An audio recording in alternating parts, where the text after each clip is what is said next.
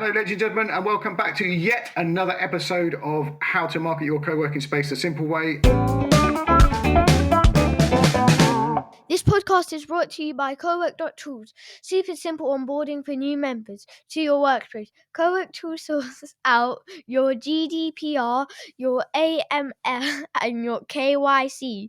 There's even a collaborative payment platform. Of course, I know what all of that means.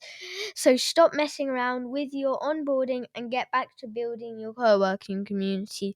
Head to Cowork.Tools to get started. Bye! And from my Make Your Mark Content UK Content Mafia is our next guest. So, what are you known for, and what would you like to be known for? So I'm Sara Bussandri. I'm a content writer, and I'd like to be known for helping podcasters and business owners with blogging, but mainly for repurposing content from video and audio to blog posts, or from blog posts to social media. That's great. So I've wheeled you into our studio today because I know, because I do it myself. We spend a lot of time trying to market our business, and it is. I always feel like I'm cheating if I record a podcast like this and then turn it into a blog post. I feel like the content police will come after me.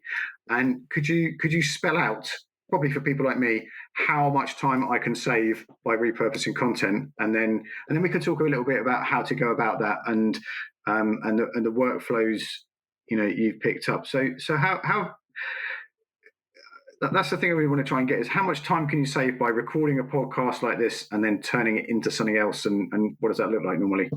Well, if you look at the fact, so if I take a podcast episode, someone's recording for about 20 minutes to 30 minutes, it takes me 3 to 5 hours, depending on the state of the recording, to turn that into a blog post that looks great. So it's well structured, it's visually, it looks okay, it's got images and everything. So you could be saving yourself that time, but also and I think the key is you don't have to continuously create new content. So if you say, for example, this week you're pushing out a podcast episode, you could then turn that into a blog post, or the following week you can turn that into a campaign of LinkedIn social media posts. Could be LinkedIn, could be Facebook, could be any platform that you use. And that allows you to not to have to create brand new content every single time. Because at the end of the day, you have core messages and ideas that you and your business are all about. And you don't want to say it once and then move on and start creating content about something completely different. So once you've got your core ideas, your core messages, then you need to think of ways to kind of spread it out in different platforms, different mediums, for example, and that saves you a lot of time because you don't have to create that content from scratch. That makes sense. And is there a place to start with? Because I remember, did you ever read the book by Anne Handley called Content Rules? No, I've got another one by Anne, but not that one. No, that would be the writing one. But yes. that was like her first book, which I think came out in like 2010. Oh, wow.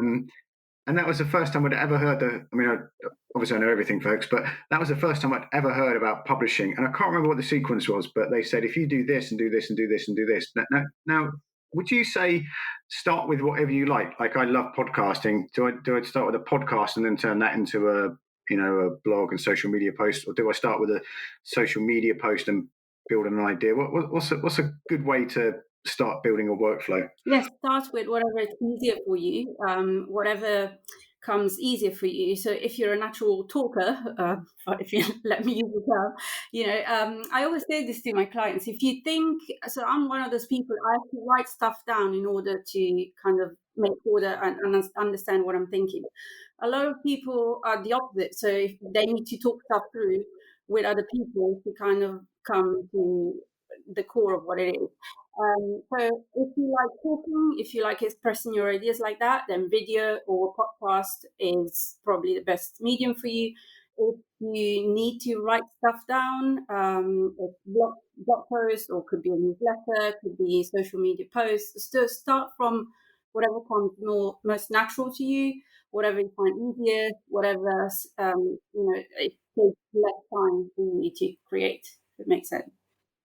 What about organising ideas? Because I have like 50,000 ideas, and then they like one of them might make it onto a a website every year, and it's since I've been both of us do that 90-day challenge with Martin and Lindsay and Make Your Mark.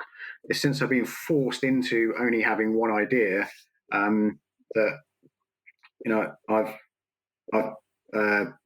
actually managed to publish stuff. But can you say how you'd encourage people, how people can sort out what to actually do? Is it like a different theme every month, a different theme every quarter, or how to even get to that stage of working out what to say?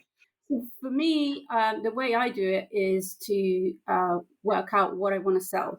So if I want to sell more of podcast repurposing, I'm going to focus on that.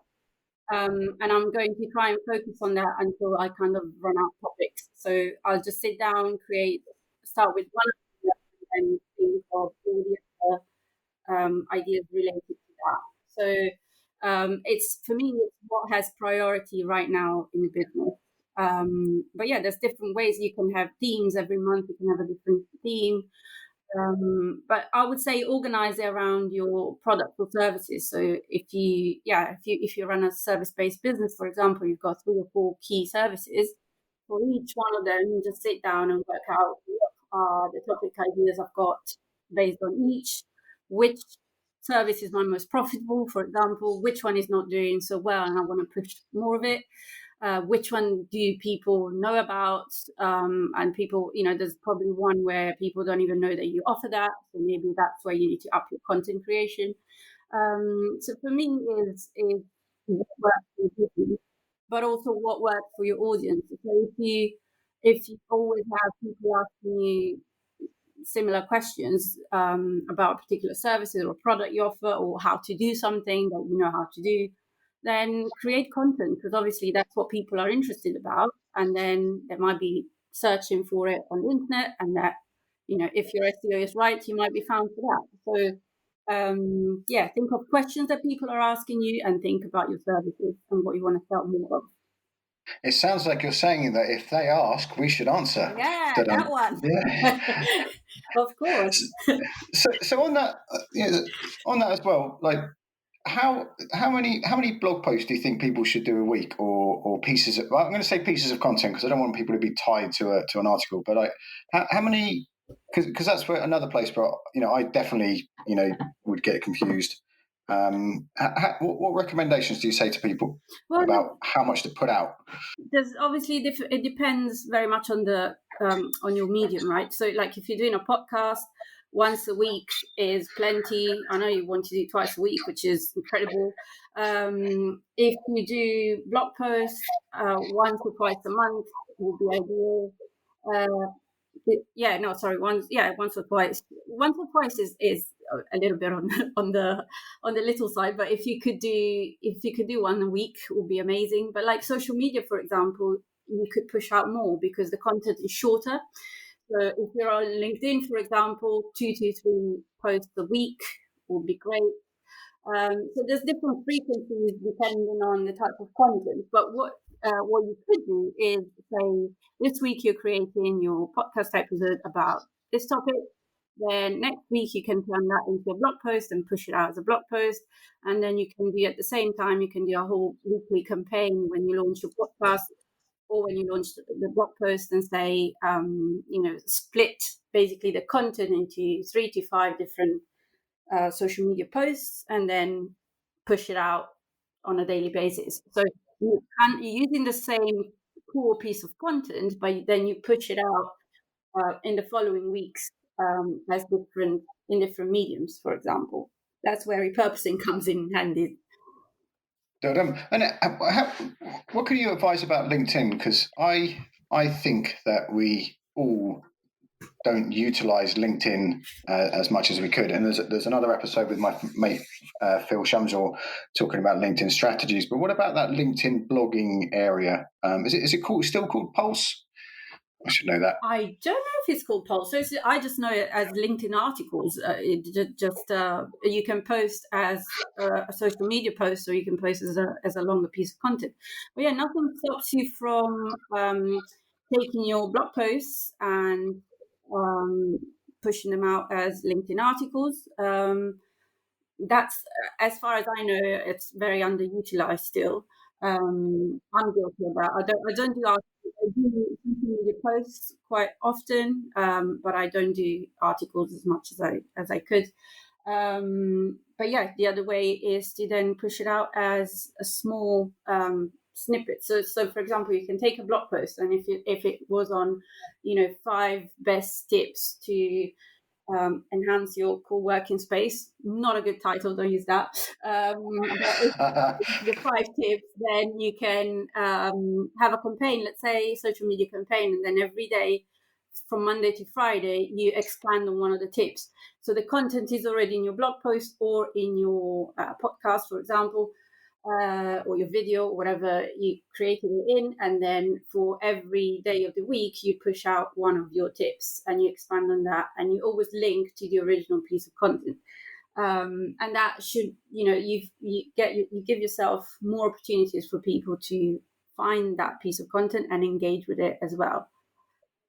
Can I ask you something else about that? Do you so I see people, and give me your honest opinion, because I'm just kind of setting it up here in a way that shows my opinion. So I see people online, they put a LinkedIn article, and it would be like, hi, I'm Sara, and I'm writing this, and do this, and this, and this, and then they write, read the full post here, but on the LinkedIn article, not on the social media post, but on the article. And what do you? Is that a good thing to do, or is that a bad thing to do?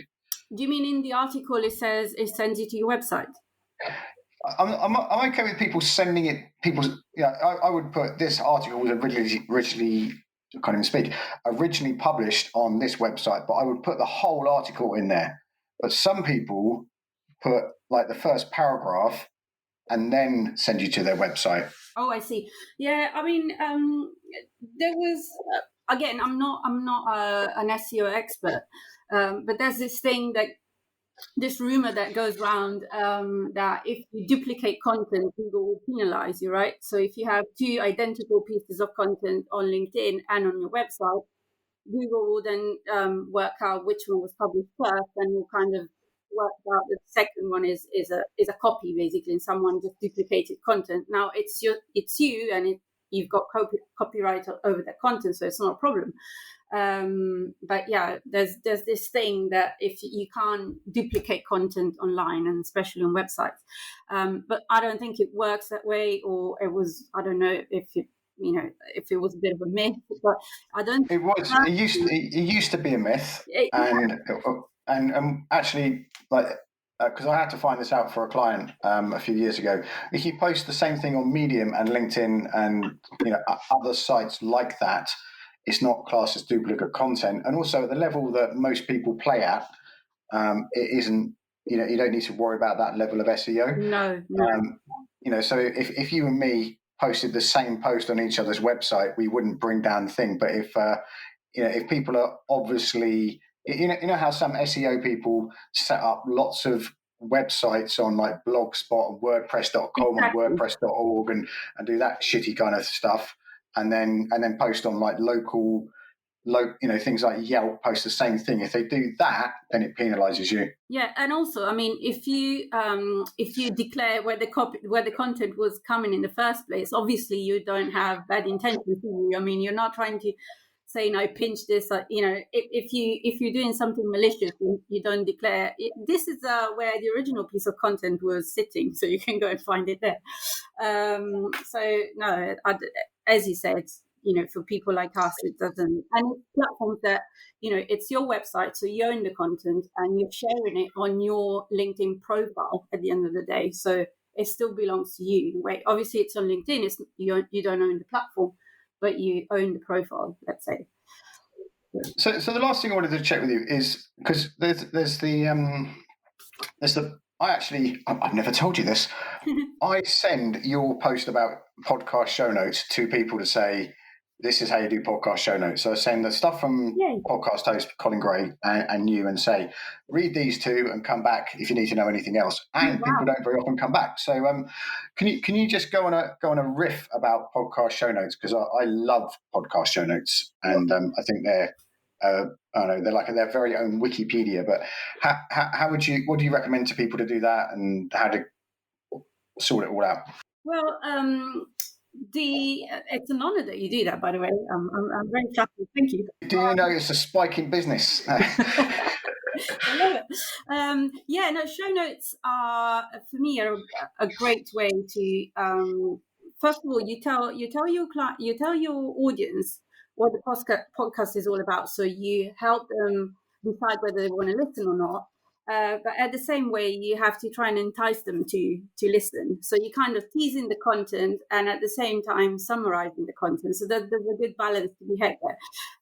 The way I structure them, I write introductions. I make sure I put lots of keywords in. So if people are looking for that content online, they might find the content there.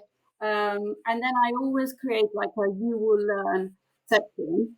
With bullet points, where I basically say things like you will learn why repurposing is a good thing to do for your business, but I won't say why. So if you want to know why, you have to actually listen to that snippet of the podcast. So it tells people what the content is, but at the same time, it doesn't give it all away like a blog post would do. And I create like extended or longer show notes. So they're about 800 words, which for some people are more than what a blog post, that they classify as a blog post, and they post it as a blog post. But I would say show notes sometimes can be, for sure, show notes, if you're going to publish a transcript of your podcast without touching it, don't do that. Do show notes instead. Because it will be very long, it will be full of things that don't need to be there, and it will be a wall of text of 7,000, 8,000 words. If you don't spend a good chunk of time to rework that and make it into a nice blog post, then forget the transcript and just use that to create show notes, good, decent, on-point show notes instead. So why do we?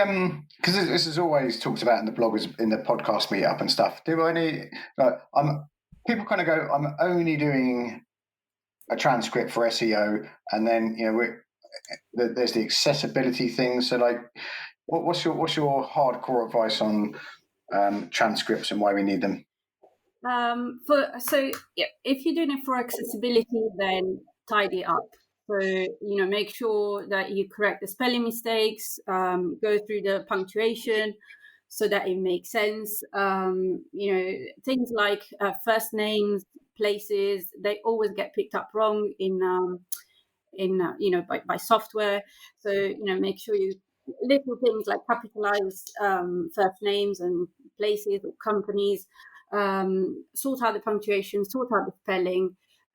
Make some paragraphs at least as a minimum, like so that it doesn't look like a big wall of text. And if it is for accessibility, then make sure it's correct. It's a nice reading experience.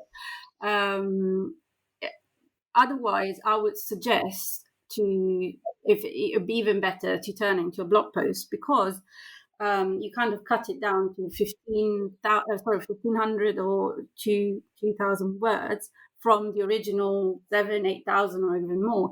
And you add in like headings, subheadings, you add in, bold text or little bullet points, and it makes it easier for someone to read. So you kind of giving the content to your audience, but in a way that's accessible, and then people can scan through it. So if they won't sit there for the 10-15 minutes it takes them to read 7,000 words, they won't read it. We all skim through content, but we have no patience, that, especially online. So make it easier for them, make the content more accessible by turning your transcript into something that's easily digestible, and they can scan through it in their own time, but quickly. Brilliant. What? Because someone's going to ask, and they're thinking it as they're listening. So, what are good tools for doing the transcription? So I use Otter. Rev.com is the one that most people use. Apparently, the transcriptions are done by humans, and so they are the most accurate. I think they're about 99% accurate. However, with Otter, I found it's gone, which is free. I think you get 40 minutes per week. And I think it depends. It depends on your accent, but it does. I think it does pick it up, and it works. It works out. The more you go in there, because we've been using Otter for like 2 or 3 years now, and we internally we record everything, so it sends from Zoom, and then we share that. And it's good to search it as well. But there's people with there's people in our gang who are German, and it recognises their voice nowadays, and it recognises their accent. And it's taken a while, but I swear it. I don't know whether I'm just wishing, but I swear it. The more you go on, the more you use it, the more it recognises it. So nowadays, is that true? Yeah, I think. Well, I don't know if it's scientifically true or not, but I found that over time it got a lot better, and it's more accurate. I agree. Yeah, we can't mislead we can't spread fake news. It will tarnish our content mastery reputation. So what is, I mean, we're kind of giving it away by what we talked about, but like, what is good to hire you for, and where can people find you to do that? So you can find me on my website. It's sarabusandri.com. I effectively write blog posts from scratch, or I repurpose your audio or your video into written content, so blog posts or show notes. So that's me, really. That's me, really. That's me in a nutshell. That's great. So thank you very, very much for your time today. And of course, if I didn't put show notes here, I'm sure there'll be repercussions throughout the community. So everything we mentioned in here, the apps, the gadgets, and the websites will all be in the show notes. Thank you very much for your time today, listeners and guests, and we'll be back in another episode. Thank you very much for your time today. As a co-working space owner or manager, you may never know where to start with your marketing, even if you know exactly what needs to be done. Are you always stopping and starting communication for your co-working space? Get distracted by shiny things and new fads? Do you blog once a year and not even know why you're blogging? If you're like me, you've read hundreds of books on business and marketing, but still get stuck in action. How often have you done the same thing 12 weeks in a row? Head to berniejmitchell.com and hit the green book a call button to spend a few hours with me to nail a simple 90-day marketing plan you will actually execute on. We'll work out a 12-week plan of content, emails, and other actions to build your sales funnel. I'm 100% confident I can help you. So confident, in fact, I'll give you your money back right on the spot at the end of our call if you don't find our time together useful. In the last decade, I've helped hundreds of people get clear on where to go next, what tools to use, and how to stay consistent with their marketing. Head to berniejmitchell.com and book a call today.